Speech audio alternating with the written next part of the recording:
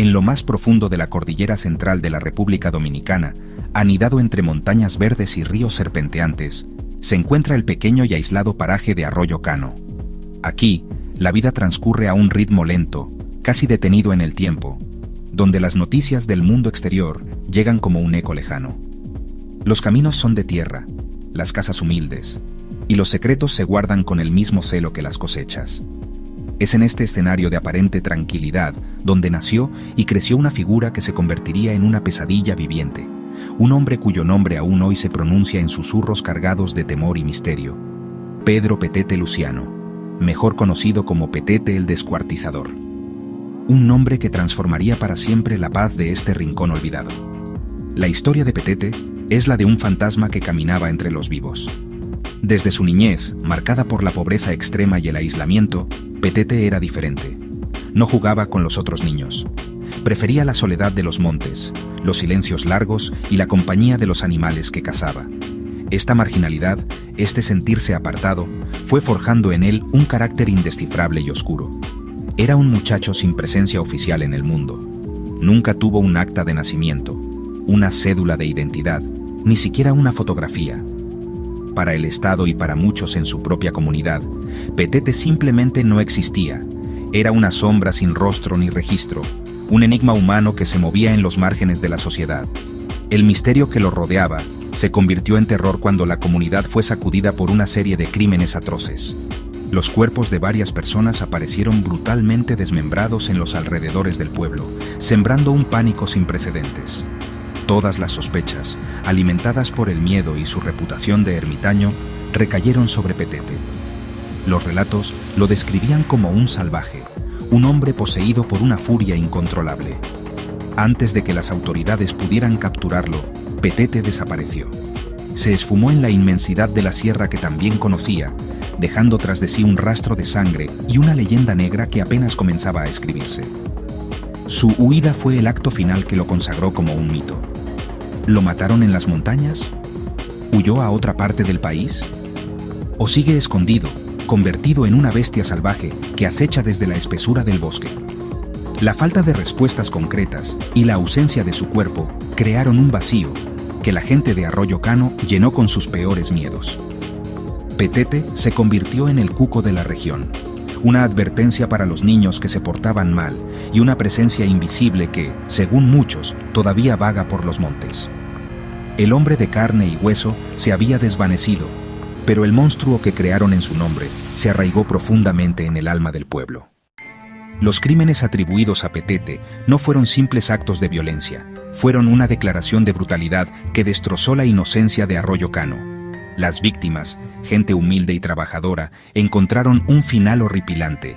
Sus cuerpos, según cuentan los más viejos, eran encontrados en pedazos, una imagen tan grotesca que desafiaba toda comprensión humana. Este nivel de salvajismo era algo que solo habían escuchado en cuentos de terror, no algo que esperaban ver en sus propios cafetales y ríos. El miedo se apoderó de cada hogar. Las puertas se cerraban con la caída del sol y nadie se atrevía a caminar solo. En medio de este torbellino de horror se encontraba una mujer que sufría un calvario distinto: Estela Luciano, la madre de Petete. Mientras el pueblo clamaba por justicia, Estela enfrentaba el rechazo de sus propios vecinos. La señalaban en la calle, le lanzaban miradas de odio y la culpaban por haber traído al mundo a semejante criatura. Para la comunidad, la sangre de las víctimas también manchaba sus manos. Ella, que ya cargaba con el dolor de ver a su hijo transformado en leyenda de terror, tuvo que soportar además ser la madre del verdugo. El final de Estela Luciano fue tan trágico como la historia de su hijo. Marginada y consumida por la pena, se fue apagando lentamente. Pasaba los días encerrada en su casita de madera, hablando sola, llorando por el hijo perdido. La soledad se convirtió en su única compañera. Finalmente, incapaz de soportar más el peso de la vergüenza y el dolor, se quitó la vida. Su muerte no trajo paz. Añadió una capa más de tragedia a la leyenda de Petete. La historia de Estela es el lado humano y olvidado de esta crónica de terror. Mientras todos se enfocaban en el monstruo, pocos vieron a la madre que sufría en silencio. Su trágico destino es un recordatorio de cómo el miedo y el prejuicio pueden destruir no solo al acusado, sino también a quienes lo rodean.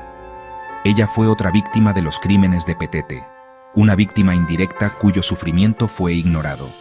Su memoria permanece como un testimonio silencioso del profundo dolor que esta saga dejó en el corazón de Arroyo Cano. Para entender la figura de Petete, hay que escuchar las voces que aún resuenan en Arroyo Cano, ecos de un pasado que se niega a ser enterrado.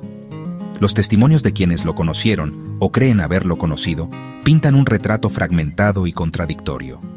Yo recuerdo que era un muchacho raro, no hablaba con nadie, cuenta un anciano llamado Efraín, apoyado en su bastón. Andaba siempre descalzo, con la mirada perdida. Le teníamos lástima, pero también un poco de miedo. Era como un animalito del monte, no sabías cómo iba a reaccionar.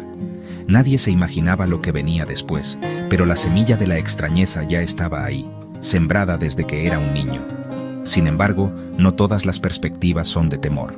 Algunos familiares lejanos, que prefieren no dar su nombre por el estigma que aún cargan, ofrecen una visión diferente. La gente lo juzgó muy rápido, dice una sobrina segunda. Él no era malo de nacimiento. La vida lo trató muy mal. Sin padre, sin educación, sin nada. Lo trataban como a un perro. ¿Qué esperaban que saliera de ahí? La comunidad también tiene su culpa. Lo empujaron a la orilla, lo aislaron hasta que no le quedó más refugio que la locura. No justifico lo que hizo, si es que lo hizo, pero nadie nace siendo un monstruo, a uno lo convierten. El misterio de su desaparición es el punto donde todos los relatos se cruzan y se enredan. Unos dicen que la policía lo mató en una cueva y escondió el cuerpo para no asustar más a la gente. Relata una mujer que era joven cuando ocurrieron los hechos. Otros juran que lo vieron años después, por la frontera, convertido en un pordiosero. Mi abuela decía que se había ahogado en el río y que su espíritu pena por las noches, buscando a su madre. La verdad es que nadie sabe, y como nadie sabe, cada quien inventa su propia versión. Petete es de todos y de nadie, es el dueño de todas las historias de miedo de esta sierra. Estos testimonios, cargados de emoción, dolor y superstición, son la prueba de que Petete nunca fue una sola persona, sino muchas. Fue el niño solitario, el joven marginado, el asesino despiadado y el fantasma vengador. Cada recuerdo, cada anécdota, añade una pincelada a un retrato que nunca estará completo. La falta de pruebas físicas, de una confesión o de un cuerpo, ha permitido que su figura sea moldeada por la imaginación colectiva. Es un espectro construido con los miedos, las culpas y las tristezas de un pueblo entero, un rompecabezas cuyas piezas están dispersas en la memoria de su gente. Con el paso de las décadas, la historia de Petete el Descuartizador ha trascendido los hechos para convertirse en puro mito. El tiempo, como un río que arrastra y pule las piedras, ha ido borrando los detalles reales y puliendo los bordes de la leyenda. Los crímenes se han vuelto más sangrientos en el recuento, su figura más demoníaca y su desaparición más sobrenatural.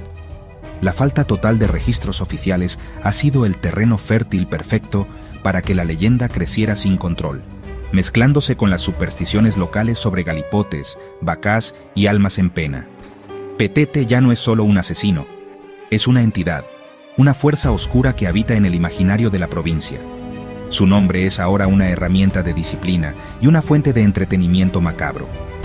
Las madres en Arroyo Cano y los pueblos cercanos todavía asustan a sus hijos con la misma advertencia: pórtate bien o vendrá Petete a buscarte.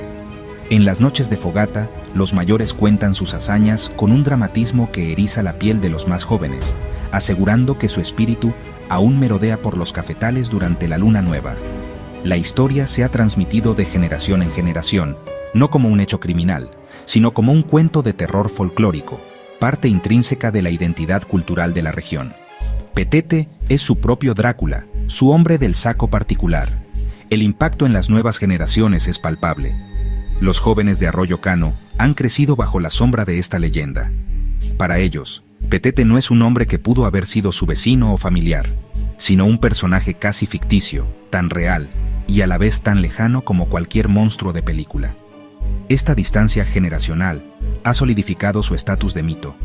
Le temen, pero también sienten una extraña fascinación por él. Algunos incluso se aventuran en los montes, en busca de la cueva donde supuestamente se escondió, tratando de encontrar una prueba tangible de la existencia del fantasma que atormentó a sus abuelos.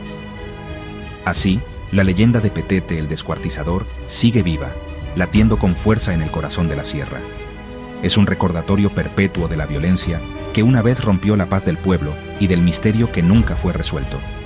La ausencia de un final claro, de una tumba que visitar o de una foto que mirar, ha garantizado su inmortalidad. Petete se ha convertido en una herida abierta en la memoria de Arroyo Cano, una historia de terror que se niega a morir y que seguirá contándose mientras haya alguien dispuesto a escuchar en la oscuridad, temiendo el sonido de pasos entre los árboles.